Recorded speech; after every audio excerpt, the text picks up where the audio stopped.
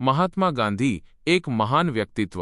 મહાત્મા ગાંધી, જેમનું સાચું નામ મોહનદાસ કરમચંદ ગાંધી હતું, તે ભારતના એક મહાન નેતા અને સ્વતંત્રતા સેનાની હતા। તેમનો જન્મ 2 ઓક્ટોબર 1869ના રોજ ગુજરાતના પોરબંદરમાં થયો હતો। તેઓ અહિંસા અને સત્યના પૂજારી હતા અને તેમણે સત્યાગ્રહના માર્ગે ભારતને અંગ્રેજોની ગુલામીમાંથી મુક્ત કરાવ્યું। પ્રારંભિક જીવન અને શિક્ષણ। ગાંધીજીના પિતા કરમચંદ ગાંધી પોરબંદરના દિવાન હતા અને માતા પુતળીબાઈ એક ધાર્મિક મહિલા હતા। ગાંધીજીનું બાળપણ સાદું અને ધાર્મિક વાતાવરણમાં વીત્યું હતું। તેમણે પ્રાથમિક શિક્ષણ પોરબંદરમાં અને માધ્યમિક શિક્ષણ રાજકોટમાં પૂર્ણ કર્યું। 1888માં તેઓ કાયદાનો અભ્યાસ કરવા ઇંગ્લેન્ડ ગયા અને 1891માં બેરિસ્ટર બનીને ભારત પાછા ફર્યા। ભારતમાં પાછા ફર્યા બાદ તેમણે વકીલાત શરૂ કરી, પરંતુ તેમને તેમાં ખાસ સફળતા મળી નહીં। 1893માં તેઓ એક મુકદ્દમાના સંબંધમાં દક્ષિણ આફ્રિકા ગયા। અહીં તેમણે ગોરા લોકો દ્વારા ભારતીયો પર કરવામાં આવતા અન્યાય અને ભેદભાવ જોયા। આ ઘટનાએ તેમના જીવનમાં એક નવો વળાંક આપ્યો। દક્ષિણ આફ્રિકામાં સત્યાગ્રહ।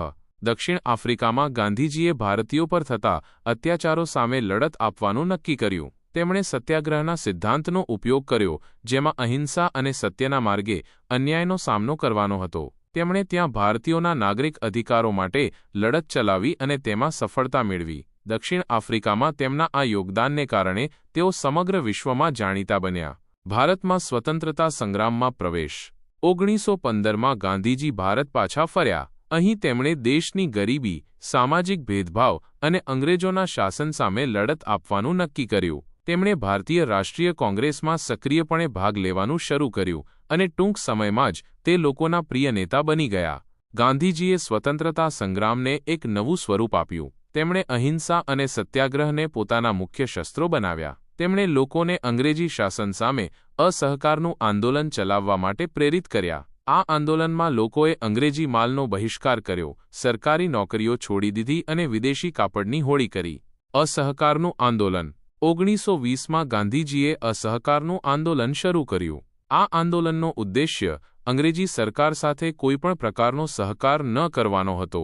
આ આંદોલનને દેશભરમાં જબરદસ્ત પ્રતિસાદ મળ્યો। લોકો મોટી સંખ્યામાં આ આંદોલનમાં જોડાયા અને અંગ્રેજી શાસન સામે પોતાનો વિરોધ વ્યક્ત કર્યો। જો કે 1922માં ચોરી-ચોરાની ઘટનાને કારણે ગાંધીજીએ આ આંદોલન પાછું ખેંચી લીધું, કારણ કે તેમને લાગ્યું કે લોકો અહિંસાના માર્ગ પર અડગ નથી રહ્યા। આ ઘટના બાદ તેમને જેલમાં પણ જવું પડ્યું। દાંડી યાત્રા અને સવિનય કાનૂન ભંગ। 1930માં ગાંધીજીએ મીઠાના કાયદાનો વિરોધ કરવા માટે દાંડી યાત્રા શરૂ કરી। તેમણે સાબરમતી આશ્રમથી દાંડી સુધીની યાત્રા કરી અને દરિયા કિનારે મીઠું પકવીને કાયદાનો ભંગ કર્યો। આ યાત્રાએ સમગ્ર દેશમાં સ્વતંત્રતાની જ્યોત પ્રજ્વલિત કરી દીધી। આ ઘટનાએ સવિનય કાનૂન ભંગના આંદોલનને વેગ આપ્યો, જેમાં લોકોએ બ્રિટિશ કાયદાઓનો અહિંસક રીતે ભંગ કર્યો। ભારત છોડો આંદોલન। બીજા વિશ્વયુદ્ધ દરમિયાન 1942માં ગાંધીજીએ ભારત છોડો આંદોલન શરૂ કર્યું। આ આંદોલનનો ઉદ્દેશ્ય અંગ્રેજોને તાત્કાલિક ભારત છોડી દેવા માટે દબાણ કરવાનો હતો। આ આંદોલનમાં કરો યા મરોનો નારો આપવામાં આવ્યો, જેણે લોકોમાં એક નવી ઉર્જા ભરી દીધી। આ આંદોલન દરમિયાન ગાંધીજી અને કોંગ્રેસના અન્ય નેતાઓને જેલમાં પૂરવામાં આવ્યા, પરંતુ આ આંદોલન દેશભરમાં ફેલાઈ ગયું અને અંગ્રેજોને ભારત છોડવા માટે મજબૂર થવું પડ્યું। સ્વતંત્રતા અને ભાગલા। ઘણા વર્ષોની લાંબી લડત બાદ 15 ઓગસ્ટ 1947ના રોજ ભારત સ્વતંત્ર થયું। ગાંધીજીનું સ્વપ્ન સાકાર થયું, પરંતુ દેશના ભાગલાને કારણે તેમને ખૂબ દુઃખ થયું। તેઓ હંમેશા અખંડ ભારતના હિમાયતી હતા। ગાંધીજીના સિદ્ધાંતો અને ફિલસૂફી। ગાંધીજીના જીવન અને વિચારો અહિંસા, સત્ય, અહિંસા, સર્વોદય અને સાદગી જેવા સિદ્ધાંતો પર આધારિત હતા। અહિંસા। ગાંધીજી માનતા હતા કે કોઈપણ પરિસ્થિતિમાં હિંસાનો આશરો ન લેવો જોઈએ।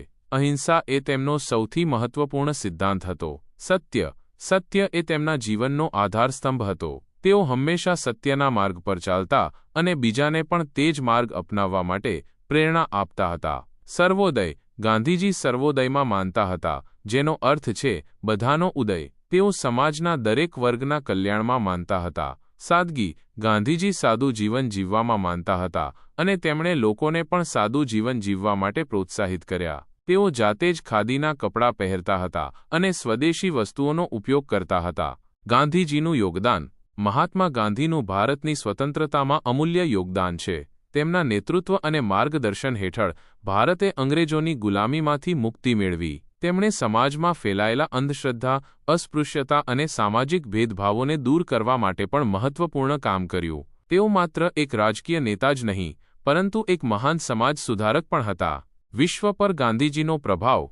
ગાંધીજીના વિચારો અને સિદ્ધાંતોએ માત્ર ભારતને જ નહીં, પરંતુ સમગ્ર વિશ્વને પ્રેરણા આપી છે. તેમના અહિંસાના સિદ્ધાંતે વિશ્વભરના ઘણા લોકો અને ચળવળોને પ્રભાવિત કર્યા છે. માર્ટિન લ્યુથર કિંગ જુનિયર જેવા માનવાધિકાર કાર્યકર્તાઓએ પણ ગાંધીજીના વિચારોમાંથી પ્રેરણા લીધી હતી. ગાંધીજીની હત્યા. 30 જાન્યુઆરી 1948ના રોજ નાથુરામ ગોડસે નામના વ્યક્તિએ ગાંધીજીની ગોળી મારીને હત્યા કરી દીધી. આ ઘટનાથી સમગ્ર વિશ્વમાં શોકનું મોજું ફરી વળ્યું. ગાંધીજીના મૃત્યુથી ભારતે એક મહાન નેતા અને માર્ગદર્શક ગુમાવ્યો. ઉપસંહાર. મહાત્મા ગાંધી એક અજોડ વ્યક્તિત્વ હતા. તેમના વિચારો, સિદ્ધાંતો અને કાર્યો આજે પણ વિશ્વ માટે પ્રેરણાદાયી છે. તેઓએ અહિંસા અને સત્યના માર્ગે ચાલીને માત્ર ભારતને સ્વતંત્રતા અપાવી નહીં, પરંતુ સમગ્ર વિશ્વને શાંતિ અને માનવતાનો સંદેશ આપ્યો. તેમના જીવન અને વારસો હંમેશા આપણને સાચા માર્ગ પર ચાલવાની પ્રેરણા આપતો રહેશે. ગાંધીજીને આજે પણ આદર અને પ્રેમથી યાદ કરવામાં આવે છે, અને તેઓ હંમેશા ભારતના ઇતિહાસમાં અમર રહેશે.